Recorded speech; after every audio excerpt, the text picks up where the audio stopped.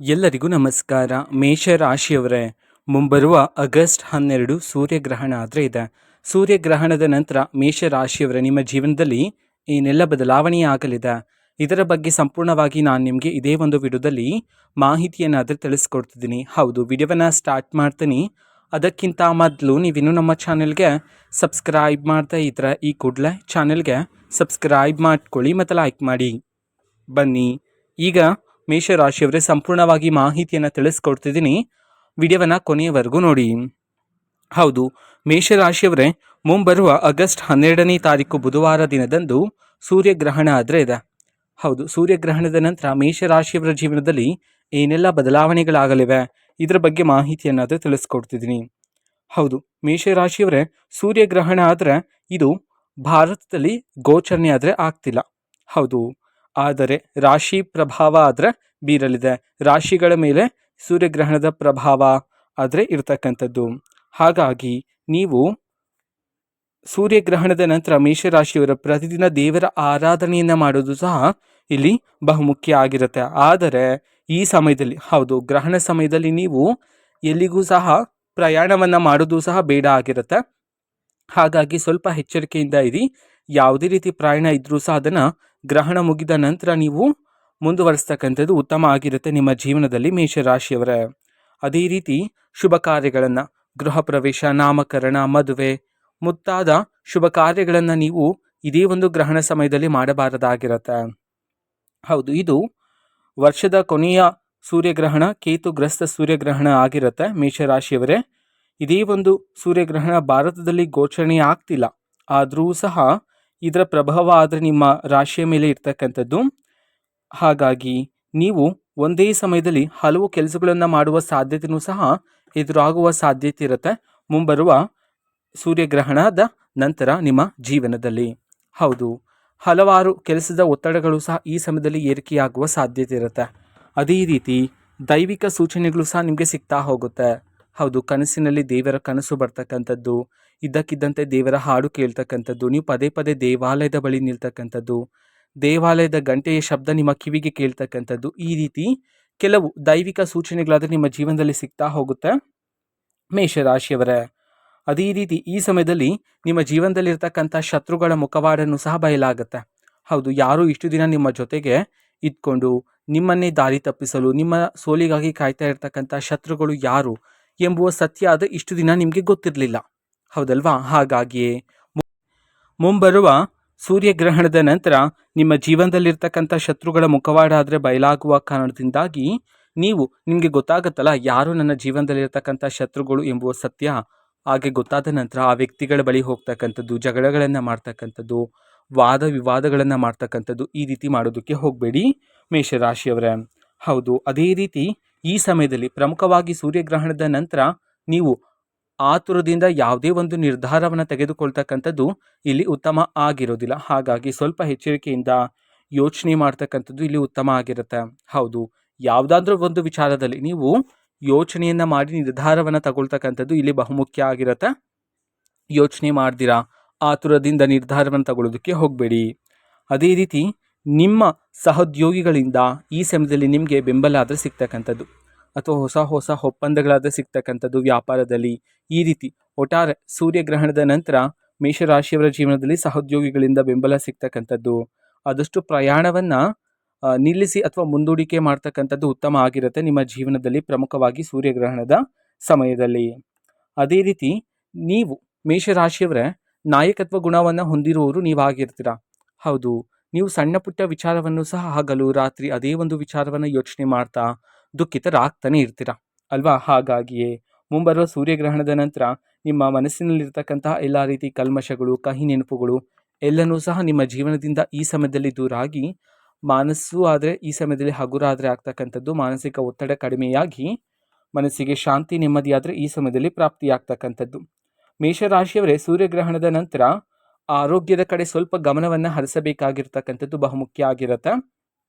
ಹೌದು, ನಂತರ ಪ್ರತಿದಿನ ನೀವು ಸೂರ್ಯಗ್ರಹಣದ ಸಮಯದಲ್ಲೂ ಸಹ, ಸೂರ್ಯಗ್ರಹಣದ ನಂತರದ ಸಮಯದಲ್ಲೂ ಸಹ ನೀವು ದೇವರ ಮಂತ್ರಗಳನ್ನು ಮತ್ತು ಗಾಯತ್ರಿ ದೇವಿ ಮಂತ್ರವನ್ನು ನೀವು ಪಠನೆ ಮಾಡೋದ್ರ ಮೂಲಕ, ಹೆಚ್ಚಿನ ಫಲಗಳನ್ನು ಸಿದ್ಧಿ ಮಾಡ್ಕೊಳ್ತೀರಾ. ಇದರಿಂದ ನಿಮ್ಮ ಮನೆಯಲ್ಲಿರ್ತಕ್ಕಂಥ ಎಲ್ಲ ರೀತಿ ನಕಾರಾತ್ಮಕ ಶಕ್ತಿಗಳಿಂದ ಮನೆಯಿಂದ ದೂರಾಗಿ ಸಕಾರಾತ್ಮಕ ಶಕ್ತಿಗಳಾದರೆ ಈ ಸಮಯದಲ್ಲಿ ಹೆಚ್ಚಾಗ್ತಕ್ಕಂಥದ್ದು ನಿಮ್ಮ ಜೀವನದಲ್ಲಿ ಮೇಷರಾಶಿಯವರೇ. ಅದೇ ರೀತಿ ಇದು ವರ್ಷದ ಕೊನೆಯ ಗ್ರಹಣ ಆಗಿರುವ ಕಾರಣದಿಂದಾಗಿ ಅತ್ಯಂತ ಶ್ರೇಷ್ಠಕರವಾಗಿರ್ತಕ್ಕಂತಹ ನೀವು ಜಪತಪಗಳನ್ನು ಮಾಡ್ತಕ್ಕಂಥದ್ದಾಗಿರ್ಬೋದು ಅಥವಾ ದಾನ ಧರ್ಮಗಳನ್ನು ಮಾಡೋದಾಗಿರ್ಬೋದು, ಎಲ್ಲವನ್ನು ಸಹ ಈಗ ನೀವು ಮಾಡಬಹುದಾಗಿರುತ್ತೆ. ಮನೆಯಲ್ಲಿರ್ತಕ್ಕಂತಹ ಮನೆಯಲ್ಲಿರ್ತಕ್ಕಂಥ ಎಲ್ಲ ರೀತಿ ಪದಾರ್ಥಗಳ ಮೇಲೆ ನೀರಿನಲ್ಲಿ ನೀವು ದರ್ಬೆಯನ್ನು ಹಾಕಿರ್ತಕ್ಕಂಥದ್ದು ಇಲ್ಲಿ ಬಹುಮುಖ್ಯ ಆಗಿರುತ್ತೆ ಮೇಷರಾಶಿಯವರ ಗ್ರಹಣದ ಸಮಯದಲ್ಲಿ. ಹೌದು, ಗ್ರಹಣ ಪ್ರಭಾವ ಜ್ಯೋತಿಷ್ಯ ಶಾಸ್ತ್ರದ ಪ್ರಕಾರ ಸಾಮಾನ್ಯವಾಗಿ 1 ತಿಂಗಳಾದರೆ ಇರತಕ್ಕಂಥದ್ದು ನಿಮ್ಮ ರಾಶಿಯ ಮೇಲೆ. ಹಾಗಾಗಿ ನೀವು ಮುಂಬರುವ ಸೂರ್ಯಗ್ರಹಣದ ನಂತರ ಸ್ವಲ್ಪ ಎಚ್ಚರಿಕೆಯಿಂದ ಆತುರದಿಂದ ಯಾವುದೇ ಒಂದು ನಿರ್ಧಾರವನ್ನು ತಗೊಳ್ಬಾರ್ದಾಗಿರುತ್ತೆ. ನೀವು ಈ ಹಿಂದೆ ಗಮನಿಸಿದ್ರೆ ನೀವು ನಿಮಗೆ ಬರಬೇಕಾಗಿರ್ತಕ್ಕಂಥ ಪರಿಶ್ರಮಕ್ಕೋಸ್ಕರ ತುಂಬಾ ಕಷ್ಟಪಟ್ಟಿರ್ತೀರ.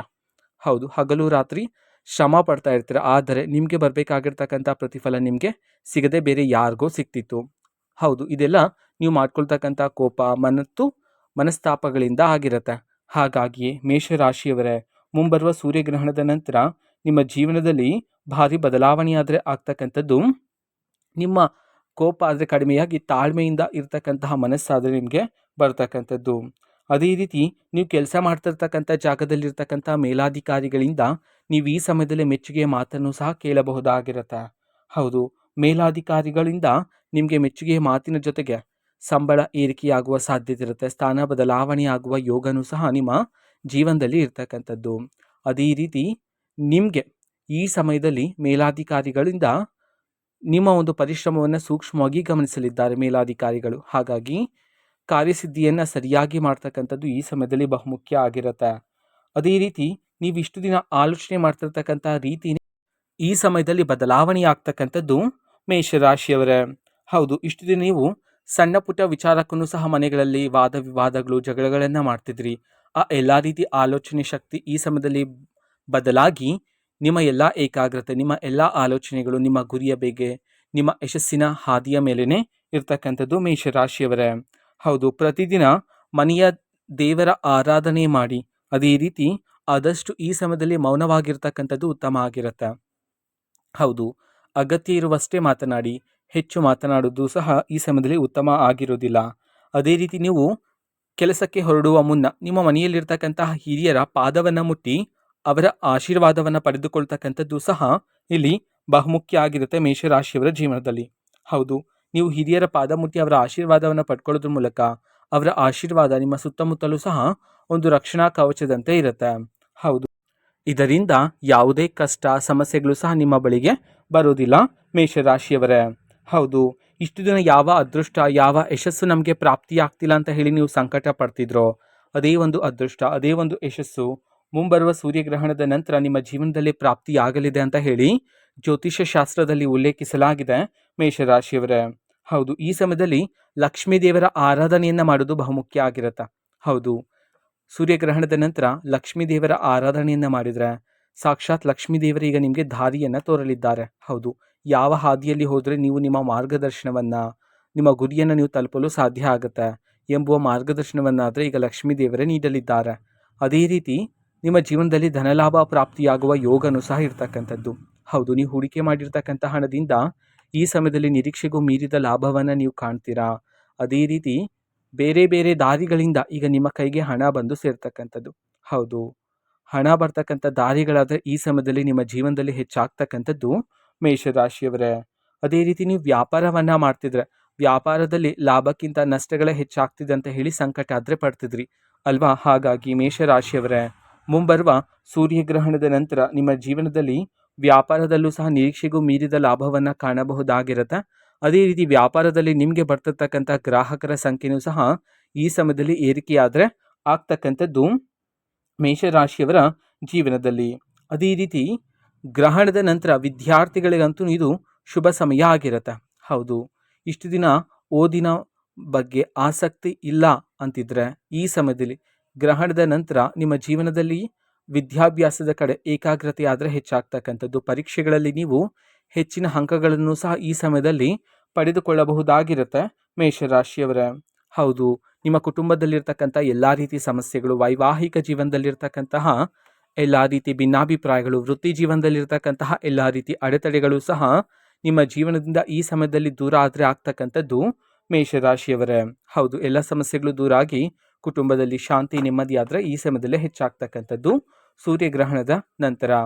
ಇದು ಸೂರ್ಯಗ್ರಹಣದ ಪ್ರಭಾವದಿಂದ ಮೇಷರಾಶಿಯವರ ಜೀವನದಲ್ಲಿ ಆಗ್ತಕ್ಕಂತಹ ಭವಿಷ್ಯ ಮಾಹಿತಿಯಾಗಿರುತ್ತೆ. ಮೇಷರಾಶಿಯವರೇ, ನಿಮ್ಮ ಜೀವನದಲ್ಲಿ ಯಾವುದೇ ರೀತಿ ಸಮಸ್ಯೆ ಇದ್ದರೂ ಸಹ ಸ್ಕ್ರೀನ್ ಮೇಲೆ ಡಿಸ್ಪ್ಲೇ ಮಾಡಿರ್ತಕ್ಕಂಥ ಗುರೂಜಿಯವರಿಗೆ ನೀವು ಕರೆ ಮಾಡಿ ಪರಿಷ್ಕಾರವನ್ನು ಸಹ ಪಡೆದುಕೊಳ್ಳಬಹುದಾಗಿರುತ್ತೆ.